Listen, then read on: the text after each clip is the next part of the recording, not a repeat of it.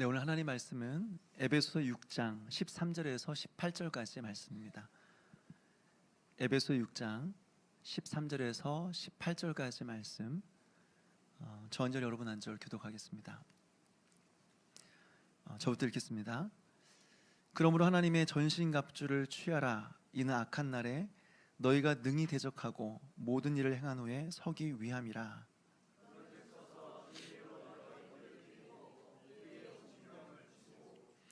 평안의 복음이 준비한 것으로 신을 신고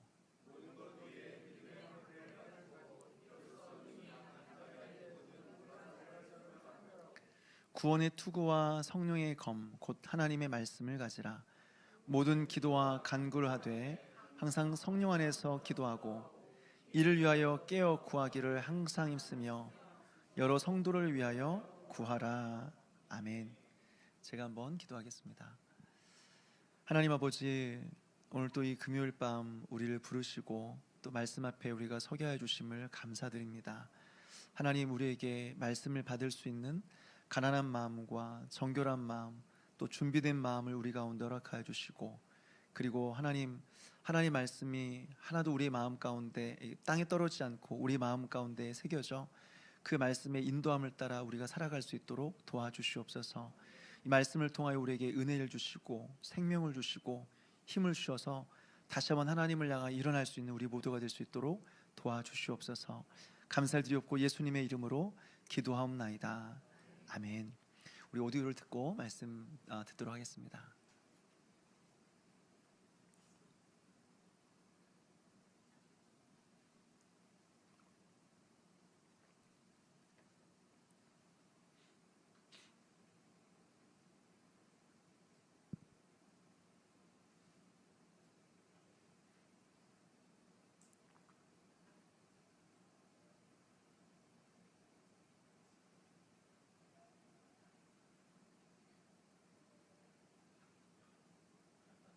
소리가 안 나면 제가 읽어도 됩니다. 그렇게 이렇게 이제 제가 읽겠습니다. 네, 같이 이렇게 같이 읽죠. 그 다음 날 사람들은 크리스찬을 무기고 네.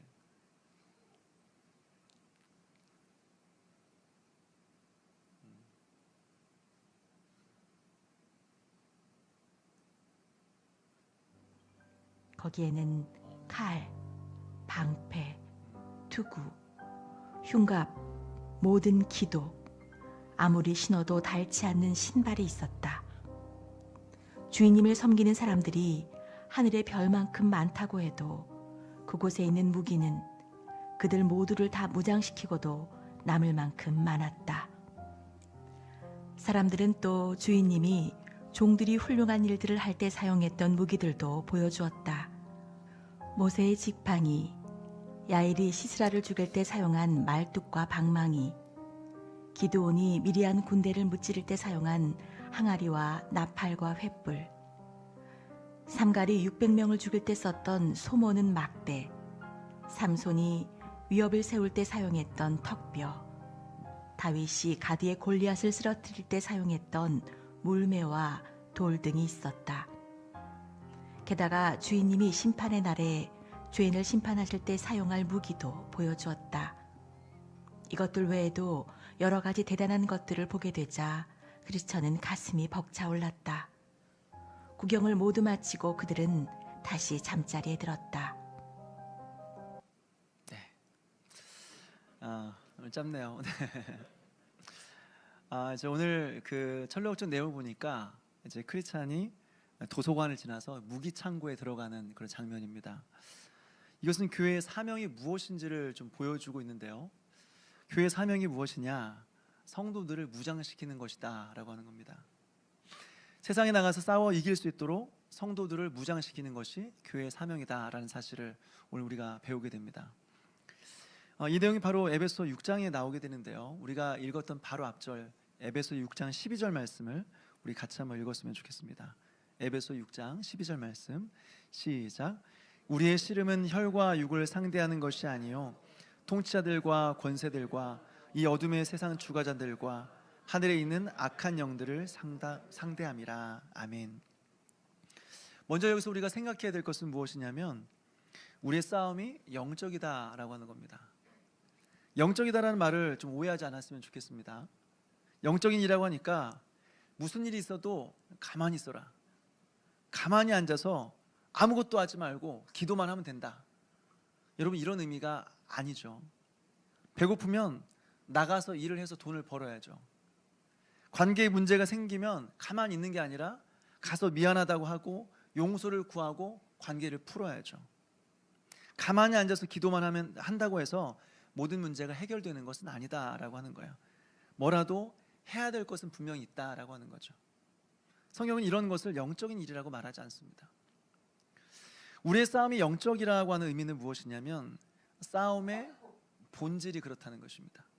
다시 말해서 우리의 싸움은 눈에 보이지 않는 것에서부터 시작이 된다라고 하는 거죠. 그리고 우리의 싸움의 대상이 눈에 보이지 않는 악한 영들의 대함이다라고 하는 겁니다. 이런 면에서 우리의 싸움은 영적이다라고 하는 거예요. 왜 우리가 이런 것을 알아야 될까요? 그래야 우리가 영적인 싸움에서 승리할 수 있기 때문이죠. 고린도전서 9장 26절 말씀 함께 읽어보겠습니다. 고린도전서 9장 26절 말씀을 같이 읽겠습니다. 시작. 그러므로 나는 다름질하기를 향방 없는 것 같이 아니하고 싸우기를 허공을 치는 것 같이 아니하며. 생각해 보십시오. 우리가 달리기 하는데 어느 방향으로 뛰어댈지를 몰라요. 또 싸우는데 싸우는 대상을 향하여 주먹을 휘두르는 게 아니라 허공에 대고 주먹을 휘둘러요. 그러면 어떻게 됩니까? 절대 싸움에서 이길 수가 없어요. 따라서 우리는 알아야 됩니다. 우리의 싸움의 본질이 무엇이고 우리의 싸움의 대상이 누구인지를 깨달아야 된다라고 하는 거죠. 그렇다면 우리의 싸움의 본질은 무엇일까요? 우리의 싸움의 본질은 영적이다라고 하는 거예요. 그렇다면 싸움의 대상은 누구일까요? 바로 마귀라고 하는 겁니다. 욥기를 한번 보십시오. 욥의 가정에 갑작스러운 위기가 다가왔습니다. 하루아침에 자신의 모든 재산이 한순간에 사라져버렸습니다. 그리고 자신의 사랑하는 자녀들 10명이 한날 한시에 다 죽게 되었습니다. 그리고 자신의 보면은 매우 심한 피부병이 생겨서 깨진 기와 조각으로 피가 날 정도로 긁어도 그 가려움 문제가 해결이 안 되는 거예요. 여러분, 이 일이 도대체 어떻게 시작되는 것일까요? 어디서부터 시작되는 것일까요? 욥기 1장에 보니까 이 모든 일들이 땅 위에서 일어났지만 그 시작은 하늘에서부터 시작되었다라는 사실을 우리는 깨닫게 됩니다. 구체적으로 어떤 일이 있었습니까? 하루는 사탄이 세상을 돌아보다가 하나님 앞에 돌아와서 섰죠. 그러니까 하나님께서 말씀하시는 거예요. 네가 내 종 욥을 주의하여 보았느냐? 그와 같이 온전하고 정직하여 하나님을 경외하며 악에서 떠난 자가 세상에 없느니라 라고 욥을 자랑을 해요. 그러니까 마귀가 하는 말이 뭐예요?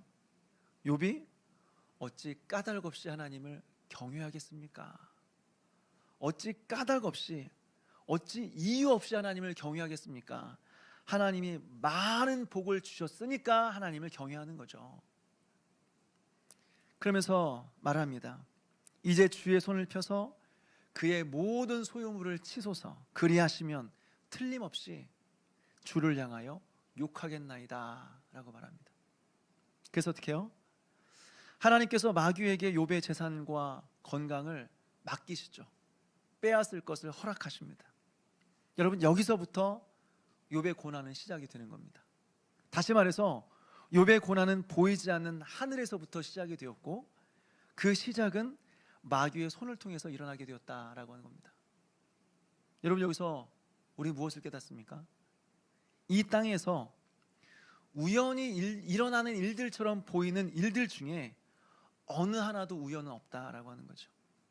그리고 이 모든 것은 하나님의 주권 아래 있다고 하는 거죠.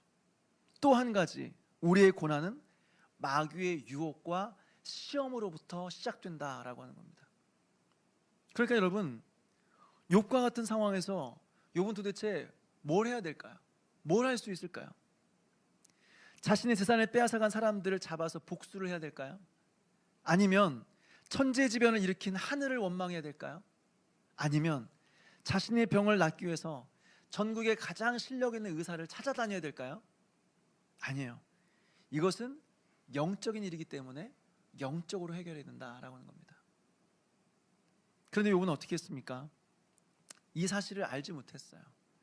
이 사실을 알지 못했기 때문에, 그리고 계속해서 이 땅에서 원인을 찾으려고, 자신의 고난의 이유를 이 땅에서 찾으려고 했기 때문에 한동안 계속해서 신앙적인 방황을 하게 되죠.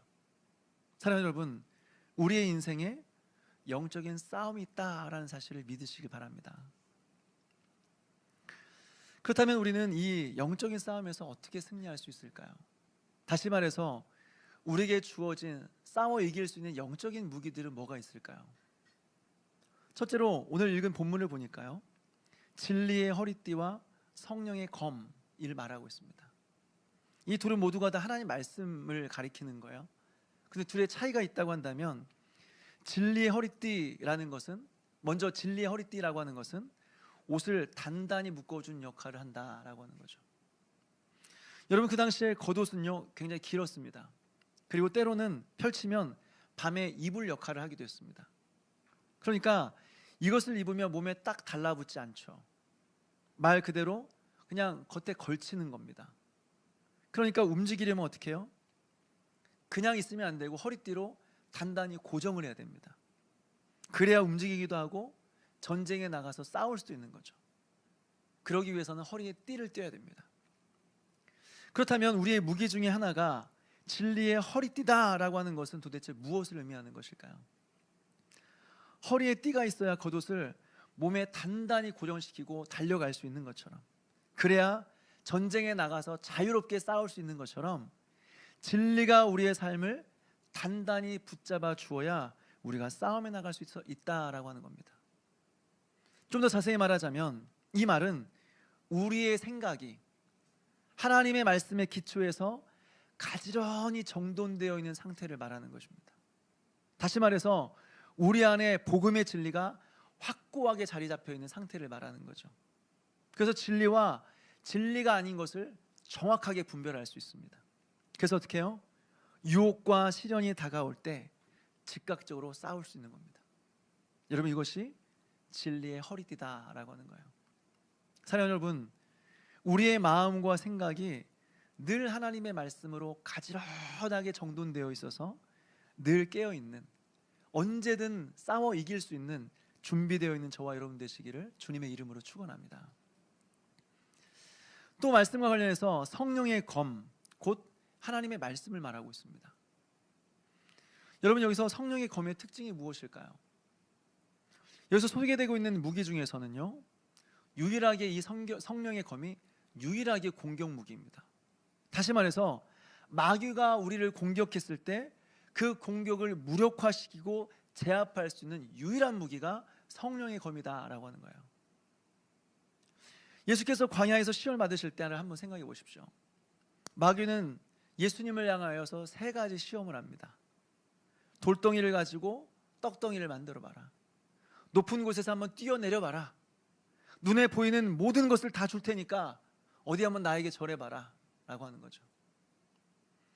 이 모든 것들은 예수님이 십자가의 길을 못 가게 하는 시험이었습니다. 다시 말해서 예수님의 구원 사역이 실패로 돌아가게 만드는 유혹이었습니다.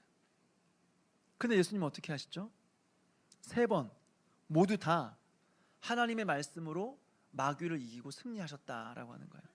다시 말해서 기록된 성경으로, 하나님의 말씀으로 마귀의 시험을 물리치셨다라고 하는 거죠. 사랑하는 여러분, 여기서 우리는 무엇을 깨닫습니까? 우리는 여기서 하나님의 말씀이 성령의 검이고 말씀으로 승리한다라고 하는 것이 무엇인지를 배우게 되는 겁니다. 사실 어떤 사람들은 성령의 검 하니까 이걸 들어서 막 휘두르면 마귀가 으악 하고 쓰러지는 이런 장면들을 상상하는 거죠. 또 어떤 사람들은 나사렛 예수의 이름으로 명하노니 마귀야 물러가라. 그럼 마귀가 아이고 무서워라 하고 도망가는 그런 장면을 우리는 상상하기도 합니다. 그런데 그런 종류가 아니라는 거예요. 마귀는 끊임없이 우리를 공격하는데요, 그 공격의 핵심이 무엇이냐? 우리로 하여금 말씀에서 벗어나게 만드는 겁니다. 말씀에서 벗어나게 만드는 거예요.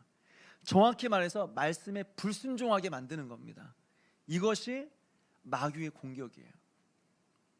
창세기에서 뱀이 하와를 유혹하는 장면을 한번 생각해 보십시오. 뱀이 하와를 물었습니까? 아니면 하와를 절벽 아래로 밀어서 떨어뜨려 죽였습니까? 아니죠. 정말 하나님께서 동산 모든 나무의 실과를 따먹지 말라고 했느냐? 뭐예요? 하나님의 계명을 가지고 유혹하는 겁니다. 그러면서 결국에는 그 계명에 불순종하게 만든 거죠. 이것이 마귀의 유혹이었던 거죠. 오늘 사람들도 마찬가지입니다. 하나님의 말씀이 우리의 인생의 기준입니다. 말씀대로 순종하며 살아가야 됩니다 라고 말하면 뭐라고 해요? 목사님, 모르는 소리 좀 하지 마십시오. 요즘은 옛날 같지가 않습니다. 먹고 사는 게 얼마나 힘든지 아십니까? 주일에 교회 한번 나오는 거로 감사하게 생각하십시오. 지금 이 나이에 성경을 배우라고요? 어차피 들어 다 까먹습니다. 제발 좀 절 내버려 두십시오. 가만두십시오. 여러분, 이 모든 것들이 다 마귀의 공격이라는 사실을 아셔야 됩니다.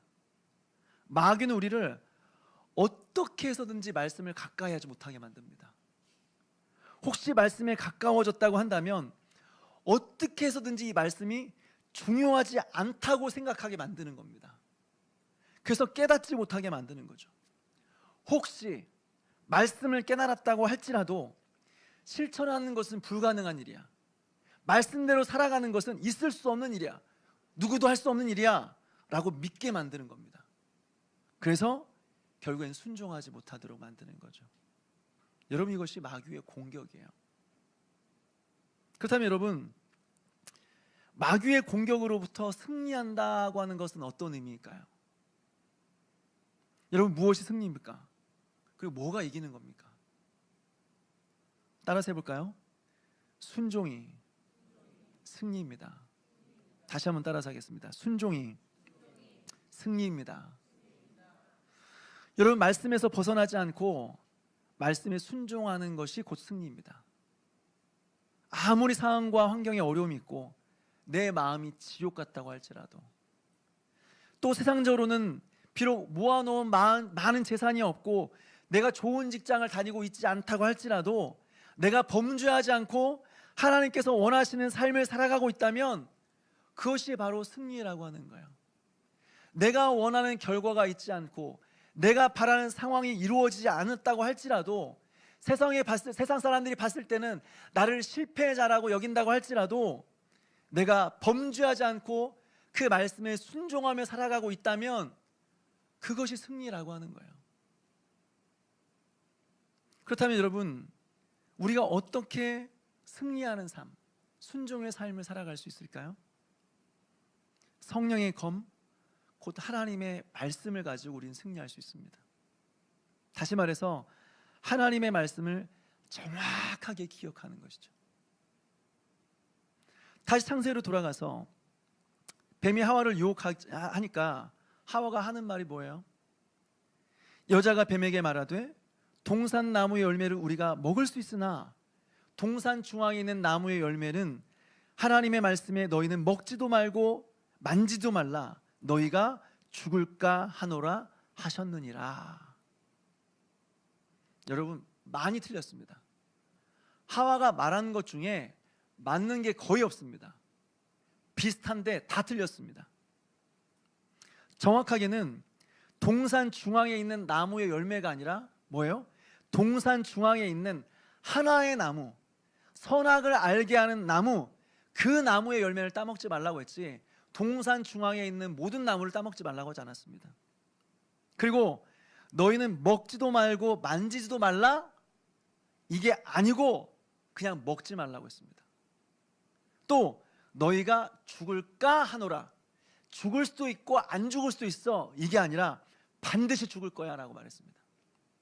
알긴 아는데 제대로 아는 게 하나도 없어요. 다 틀렸어요. 다시 말해서 하와는 하나님의 말씀을 정확하게 기억하지 못했습니다. 그래서 불순종하게 됐어요. 그래서 실패하게 됐어요. 사랑하는 여러분, 여기서 우리는 무엇을 깨닫습니까? 하나님의 말씀이 우리의 공격 무기가 되기 위해서는 정확하게 알아야 돼요. 정확히 모르면 아는 게 아니에요. 우리가 암기하고 있는 지식이 아니면 지식이 아니에요. 다시 말해서 두리뭉실하게 아는 것은 그냥 모르는 거예요. 이것은 아무짝에도 쓸모없는 지식이에요. 생각해 보십시오. 칼이 있는데 다 녹슬고 날이 무뎌지면 어떻게 해요? 칼은 칼인데 쓸 수 없는 칼이에요. 괜히 사용하다가 손만 다쳐요. 우리도 마찬가지예요. 말씀을 알고 있지만 정확하게 기억하고 적시적절한 곳에 그 말씀을 적용할 수 없다고 한다면 다 녹슬고 날이 무뎌진 칼과 같은 거예요. 아무짝에도 쓸 수 없는 거예요. 그러니 제발 대충 아는 것을 가지고 안다고 말씀하지 않으셨으면 좋겠어요. 대충 아는 것으로 만족하지 않았으면 좋겠습니다. 하나를 알더라도 제대로 알아야 돼요. 하나를 배우더라도 제대로 배워야 돼요. 그래서 성령의 검으로 마귀의 공격을 이겨내면서 날마다 순종의 삶을 살아가는 저와 여러분 되시기를 주님의 이름으로 축원합니다. 두 번째 무기가 나오는데요. 두 번째 무기는 믿음의 방패입니다. 여기서 방패라고 하는 것은 마귀가 쏘는 불화살들을 막을 수 있는 무기다라는 것을 먼저 알 수 있는 거죠. 그리고 방패의 이름이 믿음이다라고 하는 것은 마귀의 불화살을 막을 수 있는 것이 곧 믿음이다라는 사실을 우리는 알게 되는 겁니다. 그렇다면 여러분, 구체적으로 여기서 마귀의 불화살은 무엇을 의미하는 것일까요? 우리 안에 있는 육신의 정욕을 일으키는 마귀의 유혹을 말하는 겁니다. 여기서 우리는 유혹과 정욕의 관계를 알 필요가 있어요. 여러분, 정욕이라고 하는 것은 우리 안에 있는 겁니다. 정욕은 우리 안에 있습니다. 그리고 유혹은 우리 밖에 있는 겁니다. 사실 둘 중에 하나만 있으면 사람이 죄를 짓는 데까지 나아가진 않습니다. 예를 들어서 우리 안에 정욕이 있습니다. 욕망이 있습니다. 그런데 그 욕망을 건드리는 밖에 있는 유혹이 없으면 우리는 아무 때나 죄를 짓지 않습니다. 반대로 우리 안에 정욕이 없어요. 욕망이 없어요. 근데 밖에서 계속해서 유혹을 해요. 그러면 그 유혹은 유혹이 안 돼요. 우리 안에 정욕이 없으면 아무리 유혹해도 유혹이 안 돼요. 예를 들어서 먹는 것에 아무런 관심이 없는 사람이 있습니다. 먹는 것의 즐거움을 전혀 느끼지 못하는 사람이 있습니다. 조금만 먹으면 배불러서 힘들어하는 사람이 있습니다. 다시 말해서 먹는 것에 대한 욕망 자체가 없어요.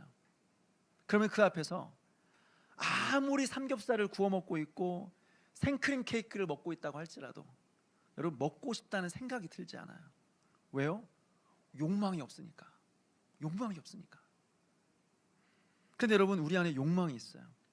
원래 그 욕망은 하나님을 향한 갈망으로 나타내도록 하나님께서 만들어 주신 거예요. 하나님의 선물이에요. 하나님을 갈망하고 하나님을 욕망하고 끊임없이 하나님을 찾으라고 우리에게 욕망을 주신 거예요. 근데 범죄한 이후로는 하나님이 아니라 이 상을 향한 욕망으로 바뀌어버렸어요. 하나님이 아닌 이 세상의 것으로 정욕이 움직이기 시작하게 되는 거예요. 마귀는 이것을 너무나 잘 알아요. 마귀는 너무나 잘 알아요. 그래서 우리가 무엇에 대한 욕망을 가지고 있는지를 정확하게 아는 거죠. 그러니까 마귀는 어떻게 해요? 우리 안에 있는 욕망을 자극하기 위해서 유혹이라고 하는 불화살을 우리의 가슴에 쏘는 겁니다. 그래서 어떻게 해요? 우리 안에 있는 잠자는 욕망을 깨워서 우리 안에 그 욕망이 활활 타오르도록 만드는 거죠. 여러분, 이것이 마귀의 불화살이에요. 우리가 집에서 TV를 보다가 홈쇼핑을 보게 되면요, 우리 안에 욕망이 활활 타오르는 것을 우리는 경험합니다. 원래 집에 신발이 많아요. 신발장에 신발이 가득 쌓여 있어요. 그리고 신발장에 신발이 다 안 들어가서 다른 곳에서 쌓아두고 있어요. 그냥 TV를 보다가 홈쇼핑에서 TV 광고를 하기 시작해요. 이 신발에는 무슨 기술이 적용되어 있어서 아무리 걸어도 무릎이 아프지 않다는 거죠. 구름 위를 걷는 것 같다는 거예요. 이 신발만 신으면 60대가 20대처럼 뛸 수 있다고 하는 거예요. 그럼 어떻게 해요? 우리 안에 신발에 대한 욕망이 활활 타오르기 시작하는 겁니다. 저 신발에 대한 갈망이 일어나기 시작하는 거죠. 비록 지금 신발장에 신발이 가득 있지만 정작 나갈 때 신고 갈 신발이 하나도 없다라는 생각이 들기 시작하는 거죠. 저 신발만 있으면 내가 진짜 행복할 수 있겠다라는 마음이 들기 시작하는 거죠. 내가 지금 불행한 이유는, 내가 기쁘지 않은 이유는, 내가 몸이 여기저기 쑤시는 이유는 저 신발이 없기 때문이라는 생각이 들기 시작합니다. 그러면서 그 신발이 내 마음을 가득 채우기 시작합니다. 그래서 사려고 하는데 너무 비싸요. 그런데 주문 폭주, 마감 임박, 이 말을 듣자마자 주문을 눌러버리죠. 여러분, 이것이 마귀의 불화살이에요. 마귀의 공격이에요. 우리가 뭘 잘못 봐가지고, 영화 같은 데 잘못 봐서 마귀의 공격하면 갑자기 나타나서 사람 깜짝 놀래키고 사라져버리고, 막 사고나게 만들어 사람 다치게 만들고, 이런 것을 생각하는 거죠. 근데 이런 게 아니라는 거예요. 마귀의 공격은요, 우리의 마음에, 우리의 심장에 불화살을 쏴서 우리 안에 있는 욕망에 불을 질러버리는 겁니다. 그래서 범죄하게 만들어요. 이것이 마귀의 공격이에요. 다시 창세기를 보게 되면 뱀이 유혹하기 전에는요, 하와는 선악을 알게 하는 나무의 열매를 보면서 여러분 특별한 생각을 하지 않았어요. 근데 마귀가 유혹해요. 너희가 그것을 먹는 날에는 너희 눈이 밝아져 하나님과 같이 되어 선악을 알 줄 하나님이 아심이라. 그러니까 어떻게 되었습니까? 창세기 3장 6절에 보니까 이렇게 기록되어 있어요. 여자가 그 나무를 본즉 먹음직도 하고 보암직도 하고 지혜롭게 할 만큼 탐스럽게도 한 나무인지라 여자가 그 열매를 따먹고 자기와 함께인 남편에게도 주매 그도 먹은지라. 여러분, 방금 전까지요, 선악을 알게 하는 나무의 열매는 하와에게 큰 관심사가 아니었어요. 그런데 하나님과 같이 될 수 있어, 하나님과 같이 많은 것을 알게 될 거야 라는 그 말에 하와 안에 있는, 사실은 하나님을 향해서 움직여야 될 그 욕망이 선악을 알게 하는 나무의 열매를 향한 욕망으로 활활 불타오르기 시작했습니다. 그러니까 어떻게 해요? 이제는 먹음직도 하고 보암직도 하고 지혜롭게 할 만큼 탐스럽게 보이는 거죠. 이제 안 먹으면 안 될 것 같은 거예요. 먹어야만 하는 거예요.